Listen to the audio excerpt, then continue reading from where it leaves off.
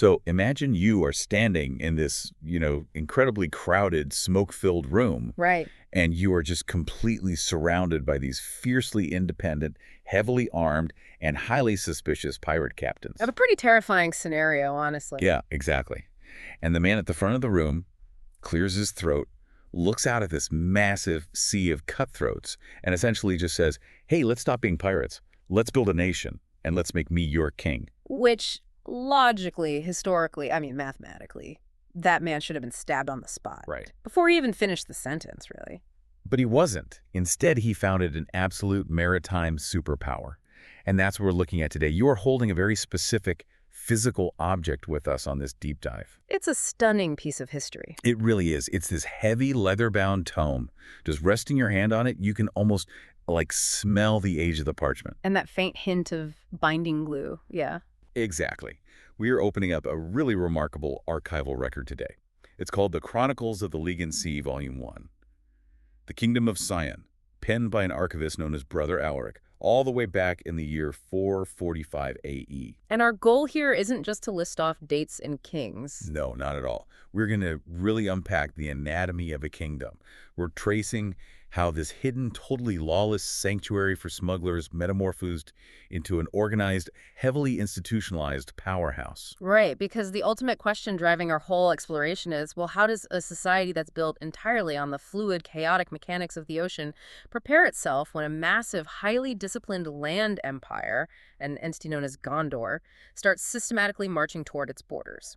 It is basically the ultimate historical paradox. It absolutely is, because you are looking at a culture that has to completely rewire its foundational DNA. I mean, we are examining how a people transition from this hyper-individualistic mindset of, immediate plunder to a collective multi-generational mindset. Right, mindset of building infrastructure and accepting delayed gratification. Exactly, which requires an almost unnatural shift in human behavior. And what's so fascinating is that the conflict of that shift is quite literally baked into the cover of the book you were holding. Yeah, before you even turn the first page. Right. There is this physical discrepancy that tells you everything you need to know about the tension in this society. Embossed in the leather is the intricate Cyan coat of arms. Now, if you actually open the book and read Brother Alaric's official text, he states that the royal motto of House Cyan is Pro Dio et Rege. For God and King. Right. It's a very standard, top-down, authoritarian statement of divine right. But if you close the book and just look at the scroll wrapped beneath the coat of arms on the physical cover. The book binder has stamped something completely different. Right. It reads, Pro Dio, pro populo et mare. For God, for the people, and the sea. It's incredible because the archival record is fighting with itself. You have the centralized authority, the crown, actively pushing an official narrative. They want absolute rule. Exactly. The kings desperately want their rule to be absolute, derived straight from the divine.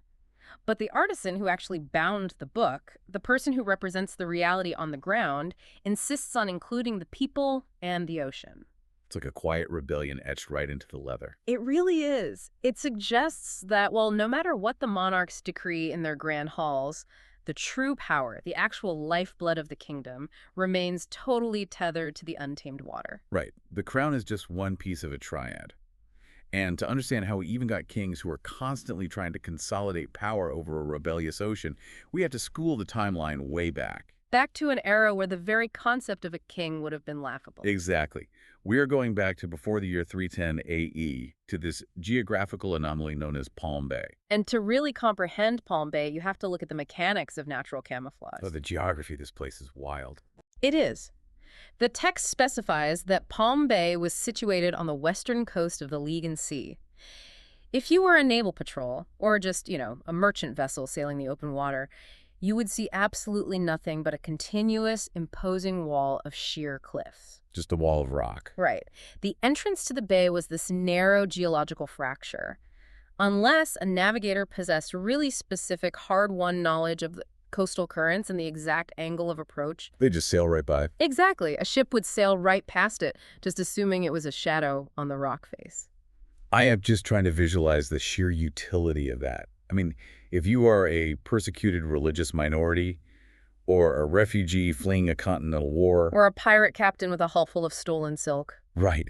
If you're looking for a place to repair a shattered mast, a hidden crack in a cliff, is literally the most valuable real estate on Earth. It creates this immediate filtration system. Yeah. Only the desperate, the highly skilled, or the incredibly lucky actually find their way inside. And once they do get inside, Well, once a vessel navigates that narrow, really dangerous strait, the geography just opens up into a massive sheltered basin. oh wow. Yeah, Brother Alaric details the presence of deep water anchorages that were completely protected from the brutal western gales, plus cascading freshwater springs providing immediate relief from the ocean's salt, So you have fresh water to cure scurvy, and dense stands of primeval timber just a short walk inland. timber to replace masts, and absolute invisibility. I mean, it is the perfect incubator for a society. It really is.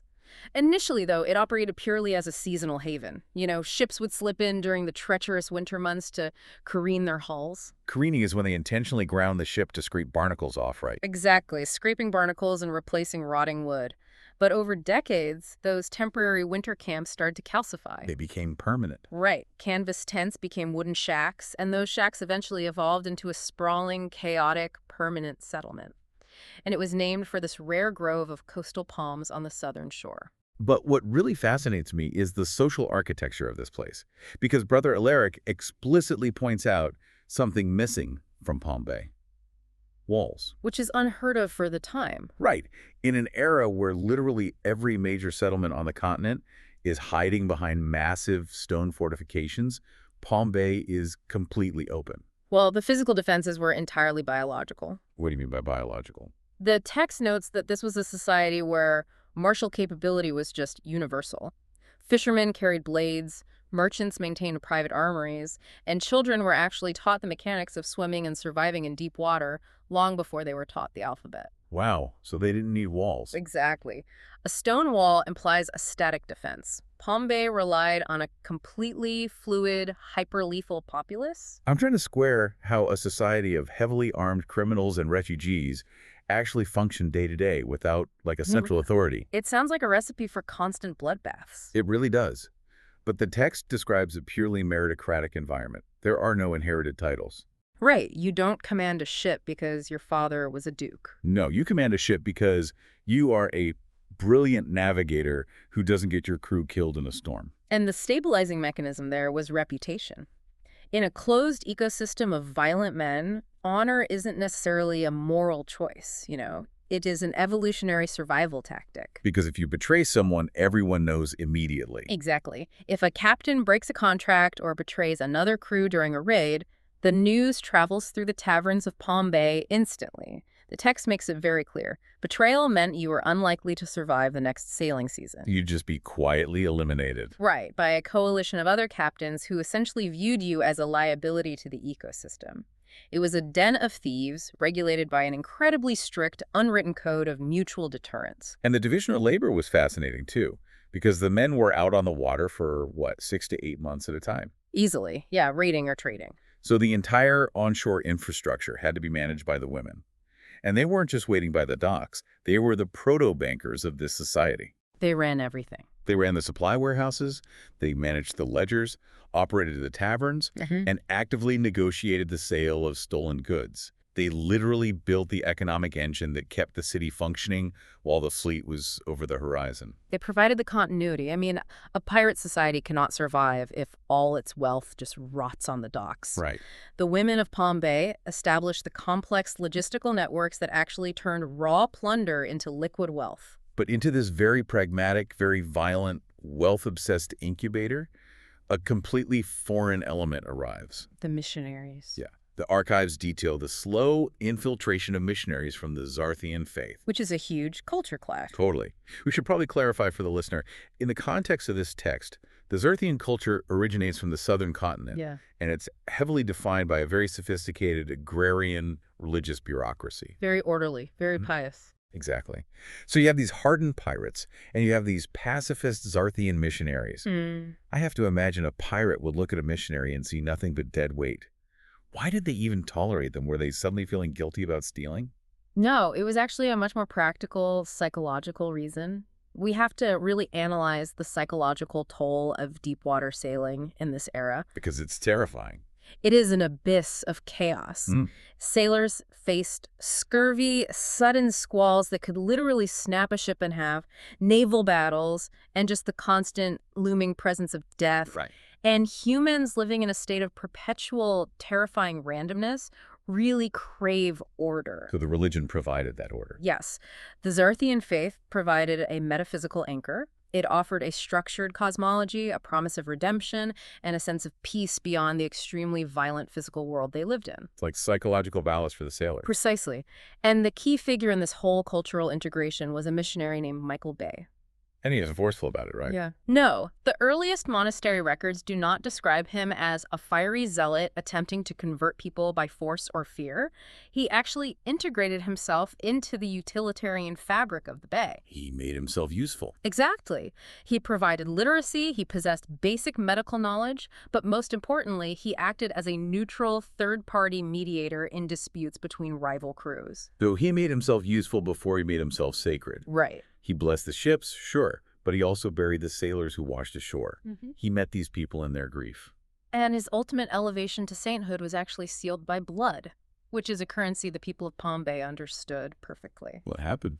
Well, the archives recount an incident where Michael Bay was escorting a young boy who would actually later become known as Prince Lumber on a terrestrial pilgrimage to an inland shrine. Okay. And they were ambushed by a band of brigands, but rather than fleeing, Michael Bay stood his ground. He fought off the attackers with a walking staff just to protect the boy, and he sustained fatal wounds in the process. Oh, wow. So he literally sacrificed his life for another captain's child. He did. And in a culture built entirely on martial honor and loyalty, that act completely transcends religion. It becomes a legend. He is canonized as Saint Michael Bay.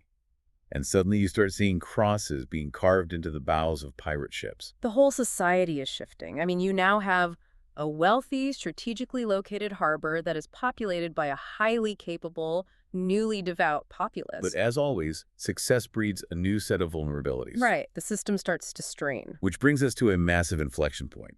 By the turn of the 4th century, the sheer volume of wealth flowing into Palm Bay begins to break that decentralized model. It was just too much money. The text notes that pure piracy was giving way to really complex maritime trade. The merchants realized that, hey, establishing reliable supply chains for timber, eastern wine, and southern sugar is actually way more lucrative and sustainable than risking their hulls in random skirmishes. But an advanced trade economy requires elements that a pirate republic simply cannot provide. Like what? Enforceable legal contracts, for one, standardized currency, and a unified defense against external threats. Because the immense wealth of Palm Bay had started attracting the attention of rival coastal warlords and foreign fleets. So the localized, every captain governs his own ship model is completely failing. It's buckling under its own weight. I mean, a merchant needs a guarantee that the grain he bought won't just be seized by a rogue captain the second it leaves the dock. Right, or the farmers who have started cultivating the lands just outside the cliffs. They need organized protection from bandits, not just some vague promise of vengeance. It's like a tech startup that has outgrown its garage and it's suddenly bleeding capital. They need a CEO. Exactly. The existential threat wasn't even a foreign armada at this point. It was internal disunity. If they remained this loose confederation of captains, they would eventually be picked apart one by organized states. And this sets the stage for the Great Assembly of 310 AE. The text paints such a vivid picture of this. It's the spring. The leading captains, the wealthiest merchants, the new Zarthian priests, and the village elders all converge on the high eastern cliffs overlooking the bay. And they argue for 4 grueling days. Right. And then this prominent captain named Supial Stoolstool takes the floor, and he proposes something that goes against literally every instinct in that room. He advocates for the total unification of Palm Bay under a single sovereign monarch. Namely himself. Exactly. Now, going back to my earlier thought, how does he survive this pitch? The text even says old Captain Gervin violently slams his sword into the wooden floorboards and shouts the prevailing sentiment of the era. He says, "No man commands the sea." Which is entirely true to their culture. But Supialstool's survival and his subsequent triumph there is really a masterclass in political rhetoric. He reframes the crisis perfectly. He does. He doesn't contradict Captain Gervin at all. He leans into the pirate ethos. He replies very calmly, "No, but one man may command those who sail upon it." It's a brilliant linguistic pivot. It really is. He acknowledges the immutability of the ocean. The sea remains free, wild, and unconquerable. He isn't claiming divine dominion over the water itself. Right, he's just talking about the people. Instead, he addresses the practical, logistical reality of human organization. He argues that a unified command structure is the only mechanism that will actually preserve their collective independence from foreign subjugation. He is essentially offering them a massive unionization deal. Exactly. Join together or die separately. And he backs it up with this shocking personal concession. He publicly strips himself of his family surname. He declares that he will no longer be Supial Stuhlstut, an independent actor with personal ambitions. He takes the name Lumber of House Cyan. Right, and he explicitly defines his new bloodline not as the owners of the populace, but as perpetual servants of the realm. It is a strategic performance of humility, because by erasing his past identity, he becomes an institution. That's a great way to put it. He transforms himself from a peer into a symbol of collective security. And the assembly, which is composed of very pragmatic survivors who can read a ledger just as well as a compass, they recognize the cold logic of his argument. So they consent. The Pirate Republic dies, and the Kingdom of Cyan is officially born. But a kingdom needs more than just a man with a new name. Right, you need immediate, tangible proof of statehood. And Lumber hits the ground running to establish the visual and structural vocabulary of this new nation. We see this immediately in his design for the royal standard. He completely avoids the traditional heraldry of the continent. Yeah, no rampant lions or mythical beasts for him. He designs a flag featuring a Black Crusader-class ship, sporting light blue sails positioned beneath the Holy Cross. And every single element of that banner serves a specific ideological purpose. Break that down for us. Well, the ship acknowledges their gritty maritime origins. They do not hide their history as pirates. The blue sails represent the ecosystem that sustains them. And the cross signals their integration into the wider, civilized religious world. It is a visual manifesto. It communicates that this new state is grounded in maritime reality, but guided by divine purpose. And the coronation ceremony itself reinforces this perfectly. Oh, I love the coronation details. Because they don't have a grand cathedral yet, right? No, so it takes place literally in the dirt outside the modest wooden church of St. Michael. And the priest places just a simple silver circlet on Lumber's head. And the cross they use is carved from sea-worn driftwood. It's incredibly grounded, and when Lumber draws his sword to swear his oath, he doesn't point it at the crowd in a display of dominance, which was standard practice. Right, he points it at the ocean. He swears an oath to God, to the waters that fed his ancestors, and to the survival of the people. He is solidifying the social contract right there in the dirt. But, symbolic gestures, while crucial for unity, they do not pave roads or feed cities. So Lumber immediately pivots to the grueling administrative labor of state building. He spends the next 2 decades basically pouring concrete, metaphorically and literally. He establishes a permanent royal council, which is a brilliant move because it brings the loudest dissenting voices directly into his inner circle where he can manage them. Keep your friends close and your former pirate rivals closer. Exactly. And he organizes the first formalized harbor guard, effectively monopolizing violence to ensure merchants can trade without being extorted. And crucially, he implements standardized customs duties. Yes, he invents taxes. He invents a reliable revenue stream. Which is everything. Without it, a state cannot project power. And the capital from those duties directly funds the construction of a massive fortified harbor tower, deepwater stone docks capable of servicing 20 heavy ships simultaneously. And the centralized public granaries, which is a massive point. That isn't just about storing food. No, it is a profound economic tool. Because by controlling a reserve of grain, the crown can actually stabilize food prices during poor harvests, preventing famine and the riots that inevitably follow. It is a massive leap in civic organization. Lumber also establishes a brilliant demographic policy during this time. He issues a decree stating, "Wherever 10 families dwell together, there shall be built first a church, then a market." This is just social engineering at its finest. I mean, he understands that you cannot just draw a border on a map and call it a nation. You have to weave the social fabric. Right. By placing a church, he provides shared values and community dispute resolution. And by immediately following it with a market, he introduces economic interdependence. He is creating self-sustaining nodes of loyalty across the entire landscape. However, the archives also reveal a structural decision made by Lumber that introduces a fatal flaw into the architecture of Cyan. The land grants. Yes. to secure the ongoing loyalty of the most powerful, heavily armed pirate captains who actually elevated him to the throne, he grants them massive tracts of newly conquered or surveyed land. He basically converts his old pirate warlords into a landed aristocracy. Yeah. And in doing so, he inadvertently creates the 5 great houses. House Ludwig, House Harrow, House Beaumont, House Blackmere, and House Cuppers. And while Lumber, I possess the immense personal charisma and the shared history to keep these men aligned, he effectively localized massive resources in the hands of a very few families. It works while the charismatic founder is alive. And the text notes Lumber I was incredibly restrained. He preferred to share a cheap ale with dock workers at dawn rather than banquet with the new lords. He ruled through authentic respect. Right. But in his 34th year on the throne, the ocean claims its due.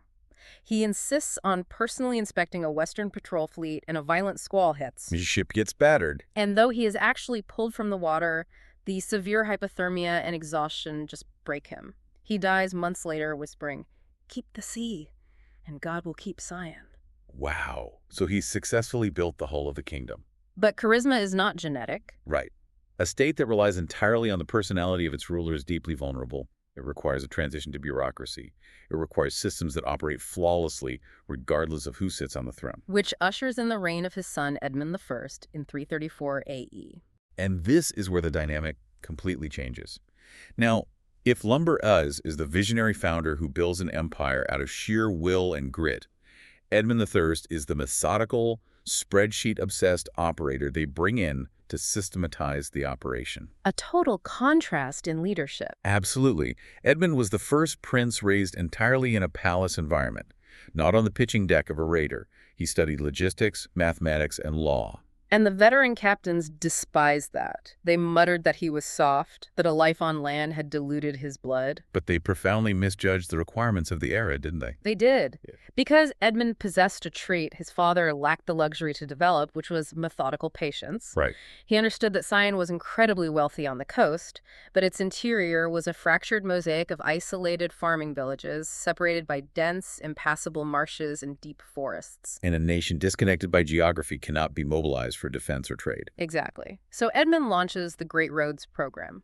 And this isn't just clearing dirt paths.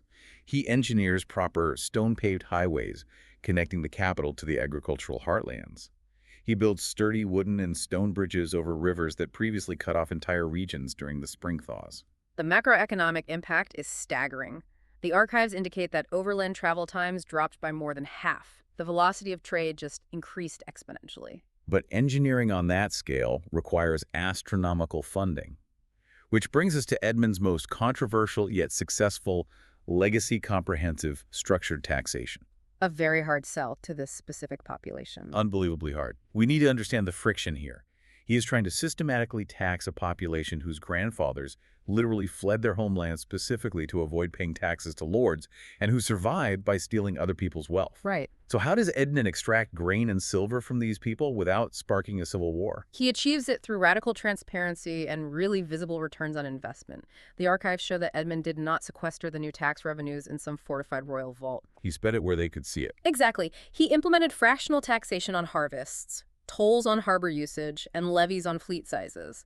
But the physical execution of the tax was immediately recycled into local infrastructure. So the citizens could literally look out their windows and watch their tax silver being transformed into the stone bridge that allowed them to sell their goods in the capital. It is the rapid establishment of civic trust. The population accepts the burden because they directly experience the frictionless trade it provides. It is highly effective governance. But while the crown was busy pouring stone for public roads, the newly minted noble houses were quietly pouring concrete around their own private empires. Yes. This is the era where the 5 great houses evolve from mere landowners into terrifying, specialized monopolies. Let's break down the mechanics of these monopolies, because this creates the political fault lines for the rest of the kingdom's history. Go for it. First, you have House Ludwig. They are granted the fertile strategic plains to the northwest. And they don't just farm it. They build military academies. They monopolize the breeding of war horses and the training of heavy infantry, becoming the martial backbone of the state. Then you have House Beaumont. They control the warm, humid southern territories. But a pirate family doesn't inherently understand agriculture. Right. So the archives suggest they leverage their existing maritime logistics to import specialized Zarthian agronomists from the south, effectively pivoting from stealing cargo to industrializing the landscape. They build a massive, brutal sugar plantation empire. And House Harrow takes control of the Western maritime trade networks. They monopolize the deep-water shipyards and the production of naval supplies, including rum. House Blackmere is granted the lands to the east. Along the massive rivers, they build toll forts. They don't actually produce goods. They monopolize the movement of goods from the deep continent, just extracting wealth from the flow of commerce. And finally, House Cuppers.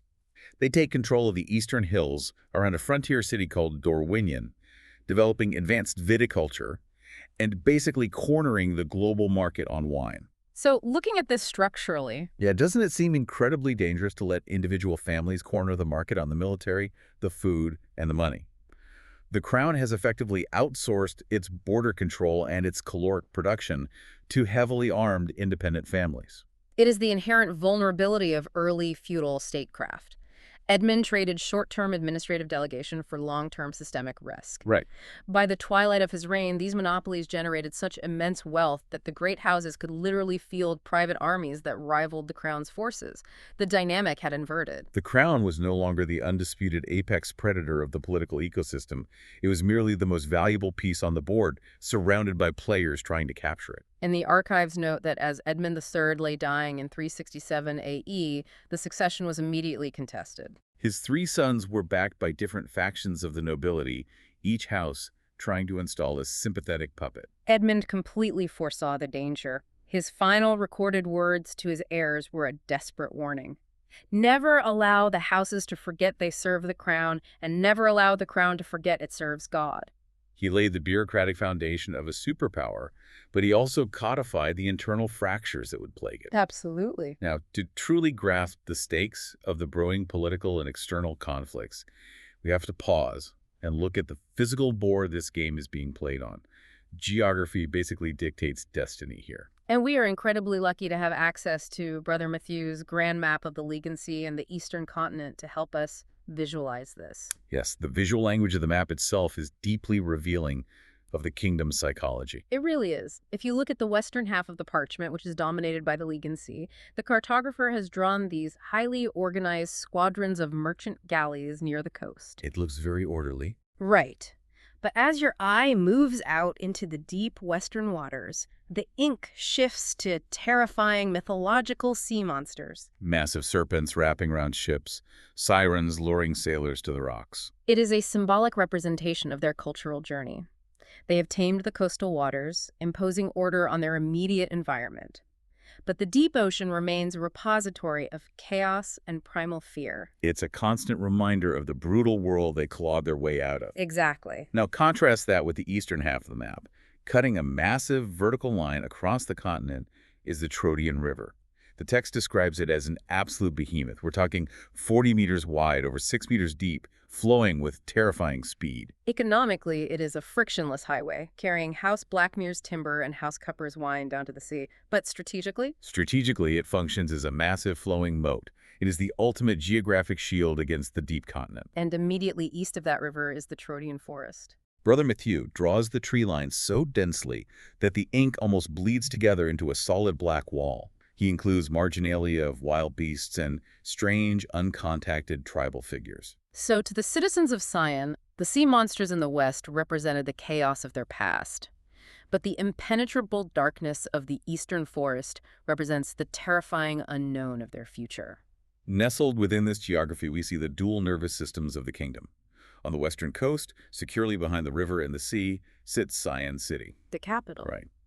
The map details a sprawling asymmetrical royal palace, which is a physical manifestation of generations of kings adding towers and wings, and the immense twin-spired cyanide Great Church. This is the cerebral cortex of the kingdom, obsessed with theology, law, and administration. But if Cyan City is the brain, the city of Dorwinion, located far to the east, right on the banks of the Troadian River, is the digestive system. That is a very apt biological analogy. It is where the kingdom absorbs the raw material of the continent.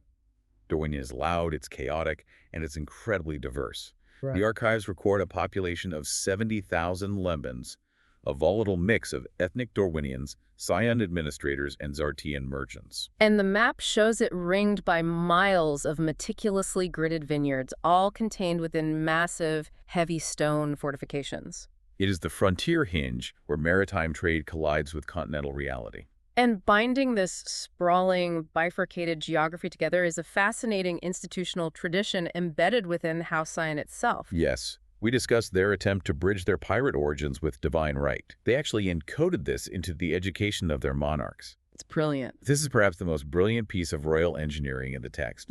By decree, every prince of House Cyan, before they are legally permitted to command a naval fleet or inherit the throne, must serve a mandatory, anonymous, one-year tour of duty as a common deckhand on a merchant vessel. They are completely stripped of their titles. Exactly. They are out in the freezing rain, hauling heavy, tar-soaked ropes, swabbing decks, and getting screamed at by bosuns who have absolutely no idea they are disciplining the future sovereign. It is an unparalleled mechanism for enforced empathy. Right. A monarch who has personally experienced the physical agony of hauling a mainsail in a gale, who has eaten weevil-infested hardtack, possesses a fundamental cellular understanding of his people's labor. It ensures that when a king sits in a velvet chair in Cyan City and signs a declaration of war, he understands the exact, terrifying human cost of sending an admiral into the depth water. The crown remains biologically tethered to the sea. But the tragic irony, however, is that while Cyan's entire cultural and geographic identity is obsessively oriented toward the Western Ocean, The ultimate threat is slowly gestating in the eastern woods. exactly. Which brings us to the reign of King Richard I, who rules from 367 to 401 AE. For over a century, the Kingdom of Cyan has had its back turned to the continent. Richard I is the first monarch to look over his shoulder. And Richard R. represents a profound intellectual shift. He is characterized in the archives not as a warrior, but as a scholar and a cartographer. He recognized a basic geopolitical truth. A geographic shield is only effective if you actually know what is on the other side of it. Right, and the massive Troadian forest was a terrifying blind spot. So to eliminate that blind spot, he launches the Royal Survey expeditions. He dispatches teams of engineers, naturalists, priests, and soldiers deep into the eastern canopy. The ledgers record them mapping river fords, cataloging mountain passes, and making first contact with isolated woodland tribes. One surveyor famously wrote in his journal, "The world grows larger with every mile we travel." Richard realizes the Troadian River isn't just a border, it is a critical defensive choke point that has to be managed. Concurrently with this eastward gaze, Richard heavily subsidizes religious expansion. He constructs the Pilgrim's Road, which was this massive infrastructure project designed to safely route devout citizens from the Cyanide Great Church to remote, newly discovered shrines in the eastern mountains. However, extending civilian infrastructure into unpoliced wilderness creates immediate vulnerabilities. Of course. The pilgrims start getting ambushed by bandits and tribal raiding parties. To secure the routes, Richard, in coordination with the High Bishop, establishes a new, highly specialized martial institution, the Order of the Bethlers. These are essentially sanctioned holy knights. Right. They ride in pristine white cloaks adorned with the light blue cross of Cyan. But their mandate is strictly defensive. They are not conquerors. Their sworn duty is the protection of the roads, the defense of holy sites, and the safe escort of the vulnerable. They become a highly elite, deeply respected stabilizing force across the eastern frontier. But, and this is a huge but, the archives present a really stark contradiction here regarding Richard's reign. The hypocrisy of it all. Exactly. Brother Alaric's text dedicates pages to Richard's piety, his intellectual curiosity, and the noble purity of the Bethler Knights. Yet if you look at the economic ledgers from the exact same period, you see a glaring legal loophole that the Crown intentionally maintained. You are referring to the mechanics of the Eastern labor trade managed by House Blackmere. Right. Richard issues a highly publicized decree stating that no citizen of Cyan may be enslaved. It is celebrated as a massive moral victory. But the ledgers show he explicitly omitted foreign captives from this protection. It was a very intentional omission. House Blackmere, utilizing their eastern river forts, begins aggressively purchasing foreign captives from continental warlords. They funnel this massive forced labor pool westward to feed the brutal demands of House Beaumont's sugar plantations and the deep silver mines. So you have a king building glorious cathedrals and funding holy knights, while simultaneously codifying a massive human trafficking network to prop up his kingdom's gross domestic product. I mean, how do we even analyze that impartially? We have to view it purely as a structural macroeconomic compromise. Richard I was attempting to balance precariously on a political knife edge. Because of the great houses. Exactly. House Blackmere and House Beaumont commanded vast wealth and private military forces. The sugar refinement process is incredibly labor-intensive, and the mortality rate in the mines was catastrophic. If Richard attempts to enforce universal human rights and outlaws foreign slavery, he triggers an immediate collapse of the kingdom's two most profitable export industries. And he likely sparks a civil war with the great houses. Precisely. The archives imply a pragmatic, if brutal, calculus. The crown traded its stated moral theology for economic and political survival. Some bishops registered formal protests, rationalizing that the captives were at least being baptized, but the state effectively turned a blind eye. It exposes the ruthless pragmatism underpinning Cyan's golden age. It is a really dark, complex reality. But while Richard is managing these internal economic compromises, his survey teams in the Far East begin sending back reports that shift the tone of the archives from confident expansion to just creeping dread. The intelligence filtering back from the deep continent is fragmentary but terrifying. The surveyors report contact with refugees fleeing a rapidly expanding entity far to the east. These aren't disorganized tribal raids anymore. The reports describe systematic expansion. They describe an entity that engineers straight roads. Right. They describe legions of soldiers moving with synchronized discipline, building permanent stone fortifications as they advance. They describe logistics trains capable of feeding tens of thousands of men in the field. And the name that begins appearing in the margins of the Royal Intelligence reports is Gondor. To the average citizen of Cyan, and indeed to most of the Royal Council, this meant absolutely nothing. Gondor was hundreds of kilometers away, separated by a seemingly infinite forest. Why would a massive terrestrial empire march through months of wilderness to conquer a maritime trading hub? But Richard the Gun is a man who reads maps for a living. He understands spatial momentum, he sees the vectors of expansion, and he recognizes that Gondor's growth is systemic and relentless. He doesn't have hard proof of an invasion, but he possesses a terrifying intuition. So in the final years of his reign, against the furious objections of his treasurers, he orders massive, expensive upgrades to the fortifications surrounding the eastern city of Dorwinion. And the nobility believes he is suffering from senile paranoia, squandering the kingdom's silver on a phantom threat. But Brother Alaric notes the tragic irony of his foresight. In his final council meeting in 401 AE, Richard spreads his eastern maps across the table, looks at his skeptical lords, and states, "The sea made us rich. The East will decide whether we remain free." He passes away shortly thereafter, the last monarch of Cyan to rule entirely in an era of peace. Which catapults us into the reign of his grandson, King Lumber III, who rules from 401 to 428 AE. Richard I saw the storm gathering on the horizon. Lumber III is the monarch who actually has to stand on the wall when the rain hits. And the archives portray Lumber III as a vastly different physiological and psychological profile than his grandfather. If Richard was the quiet, sedentary scholar, Lumber III was a kinetic engine of pure energy. The man sounds exhausting to be around, honestly, in the best possible way. He ascends to the throne at 23, and he's constantly moving. He hunts stag in the western forests. He conducts unannounced, rapid-fire inspections of the harbor garrisons at midnight. He ignores the rigid, suffocating protocols of the court. Right, preferring to drink dark ale with scarred naval combat veterans rather than engaging in the delicate poison diplomacy of the noble banquets. The military reveres him, the merchant class appreciates his decisive speed, and the great houses are deeply unsettled by him because a king that popular is entirely immune to their leverage. But Brother Alaric includes a deeply humanizing detail. Amidst this frantic activity, Lumber III was fiercely devoted to his infant son, Prince Jason.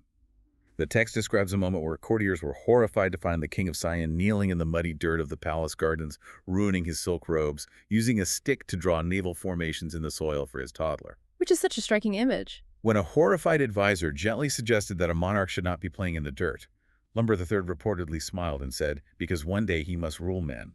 First, he must understand boys. That anecdote illustrates a profound emotional intelligence. And he needed every ounce of that connection with his people, because Lumber III had read his grandfather's intelligence reports. He recognized that Gondor was not a phantom. The rumors were coalescing into undeniable military movements. Lumber III understands that his kingdom is structurally unprepared for a total war of attrition against a continental superpower. He has to completely retool the economy. But he knows that abruptly doubling taxes will crush domestic morale and likely trigger a rebellion by the great houses. So he executes a brilliant bureaucratic maneuver. He weaponizes the audit. He fundamentally reforms the velocity of the state's capital. The ledgers show him aggressively rooting out corruption in the harbor customs offices, ensuring every silver coin owed to the crown is actually collected. He renegotiates contracts with the merchant guilds, offering them lower tariff rates on luxury goods in exchange for their commitment to privately maintain the kingdom's road infrastructure. He optimizes the system. He generates a massive surge in royal revenue purely through administrative efficiency, without alienating the working class. And every single ounce of that new silver is immediately funneled into the shipyards of the western coast. This period marks the absolute pinnacle of Cyan's naval engineering, the mass production of the Crusader-class warship. Which was a massive upgrade. Previously, naval conflicts in the Aegean Sea were fought with retrofitted merchant cogs. The Crusader was a total paradigm shift. The specifications detailed in the text are staggering. We are talking about massive hulls constructed from the densest eastern hardwoods.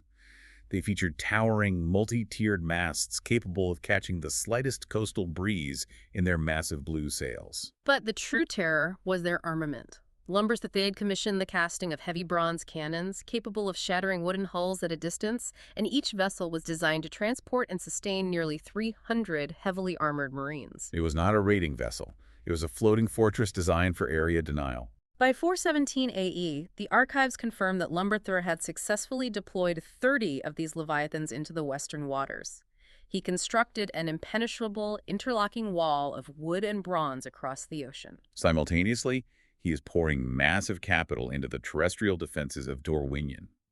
He radically expands the thickness of the stone walls, constructs elevated artillery platforms for enfilading fire, and excavates massive underground powder magazines to protect munitions from siege bombardment. When the Royal Council balks at the astronomical cost of fortifying a single city, he silences them with terrifying geographic logic. He tells them, if Gondor ever comes, it will come here. Yet Brother Alaric embeds a profound sense of mourning within this chapter of martial triumph. The tragedy of Lumber III's reign is the invisible cost of mobilization. This detail is absolutely heartbreaking. It really is. The archives reveal that Lumber III had a grand civilian ambition. He had commissioned architectural blueprints for the Royal University of Cyan. He envisioned a centralized institute to gather the greatest minds in theology, medicine, engineering, and the arts. He had already purchased the prime land in the capital. He had sent emissaries to invite brilliant scholars from across the continent. But they never laid a single foundation stone. The existential reality of Gondor required that every ingot of silver, every load of cut stone, every hour of skilled labor be violently redirected into the war machine. Brother Alaric writes a chilling summary of this failure. War stole from Cyan not only lives, but knowledge that might have blessed generations. It is a profound meditation on the opportunity cost of conflict. The necessity of survival forcefully erased the kingdom's intellectual potential. But by the winter of 417 AE, mourning lost potential was a luxury they could no longer afford. The theoretical timeline collapses. The intelligence reports from the Eastern Canopies stop speaking in rumors and start delivering catastrophic facts. Scouts confirm that advanced detachments of Gondorian engineers have penetrated deep into the Troadian forests. They are not just marching, they are terraforming. They are rapidly bridging the river tributaries. They are clear-cutting timber to construct permanent, fortified supply depots. And moving methodically behind this engineering vanguard is a highly disciplined, fully mechanized army of 18,000 Gondorian soldiers marching relentlessly toward the Troadian River. Which brings us to the climatic set piece of the text. The Winter Council of 417 AE. The imagery Brother Alaric provides here is intensely cinematic. The leaders of the realm are gathered under the soaring, vaulted stone ceilings of the Cyanide Great Church. The winter sun is casting long, fragmented shadows through the stained glass windows. You have the High Bishop in his vestments, the royal treasurers clutching their ledgers, the patriarchs of the 5 great houses wrapped in furs, the admirals of the Crusader fleet, and King Lumber III at the head of the table. A courier, exhausted and freezing, has just arrived from the eastern walls of Dorwinion. The reports are confirmed. The invasion is no longer a possibility. It is a physical reality arriving at their borders. The massive cathedral falls dead silent. The gravity of the moment crushes the air out of the room. Finally, the High Bishop voices the desperate hope of the civilian populace. He asks, can peace still be preserved? And King Lumber III, according to the archives, does not answer immediately. He looks up at the massive stained glass depiction of St. James, and he replies, I have prayed that it could. I no longer believe it can. Wow. We must pause here to observe this moment through an impartial, systemic lens. The archives are detailing the trauma of Cyan, but geopolitically, this is not a simplistic morality tale of good versus evil. We are observing the inevitable, violent intersection of two highly successful, fundamentally incompatible, expanding systems. Exactly. On one side of the river, you have the Gondorian Empire. They represent a massive, terrestrial, hyper-disciplined machine. Their operational model is the absorption of territory to impose order, standardization, and infrastructure across the continent. And on the other side, you have the Kingdom of Cyan. They are an agile, commercially driven maritime power. Their entire cultural identity is rooted in an obsessive, borderline violent demand for autonomy, born from the pirate DNA of their ancestors and glued together by a decentralized network of trade and faith. And the sprawling, vital city of Dorwinion is simply the geographical anvil. The underlying physics of imperial expansion dictate that these two forces must collide, and the map demands they collide there. It is the ultimate historical cliché, realized in horrifying detail, the immovable object meeting the unstoppable force. Brother Alaric writes that as the council adjourned, the entire posture of the nation shifted overnight. The abstract concept of war became a brutal physical reality. Blacksmiths stoked their forges to cast grapeshot, the massive crusader galleys were loaded with black powder, and the citizens of Cyan watched in grim silence as columns of heavy infantry began the long march east toward the river. The survival of this magnificent, complex anomaly of a kingdom was no longer going to be determined by the clever decrees of kings or the wealth of merchant guilds. It was going to be decided by the endurance of ordinary men standing behind the stone walls of Dorwinion. Brother Alaric concludes this volume with a stark, poetic summation. Thus ended the Age of Peace. The chronicler's ink would henceforth compete with soldiers' blood. It is a stunning piece of historical literature. Let's pull all these threads together. Yeah, let's summarize the scale of this. In the span of roughly a single century, we have tracked the evolution of a society from its absolute lowest denominator, a desperate, violent band of outlaws hiding in a crack in a cliff, into a sophisticated, deeply institutionalized superpower. We watched them invent a functional macroeconomic system out of thin air. We watched them construct monumental architecture, engineer a devastatingly advanced navy, and ruthlessly exploit the geography of the Leagan Sea and the Troadian River to build an economic fortress. They executed a total systemic metamorphosis while fiercely protecting the core elements of their maritime identity. Which leaves me with a lingering question for you to consider as we close this volume. Think back to the very beginning of our journey. To Palm Bay. Right. Think about Supiel Stoolsty, standing in that smoky room, symbolically taking off his pirate hat, shedding his name, and calling himself King Lumber I. Think about the 5 great houses, who were essentially just the most successful pirate warlords, handed legal deeds to massive monopolies. Right. Look at the mechanics of what they built. Did they ever really stop being pirates? That is the question, isn't it? Or did they simply take the foundational principles of a pirate crew, the absolute necessity of maritime dominance, ruthless adaptability in the face of larger predators, and a fierce, violent refusal to submit to foreign authority? Did they just scale those principles up to a bureaucratic national level and point them squarely at the Gondorian Empire? It raises a profound analytical question. Are we looking at a civilized, devout nation defending its sovereign borders? Or are we simply observing the most successful pirate crew in history, a crew that managed to steal an entire country and is now defending its plunder? A pirate crew that stole a country. That is a brilliant lens through which to view the coming conflict. It completely changes the paradigm. We began today talking about how history is rarely a clean, predestined blueprint. Sometimes the most powerful forces in the world are forged not in grand palaces, but in the messy, chaotic, terrifying waters of a hidden bay. It's been a fascinating deep dive. Thank you so much for joining us on this deep dive into the archives of the Leagan Sea. Keep questioning the margins of the maps, keep analyzing the contradictions in the official mottos, and keep exploring the incredible architecture of the history you inhabit. Until next time.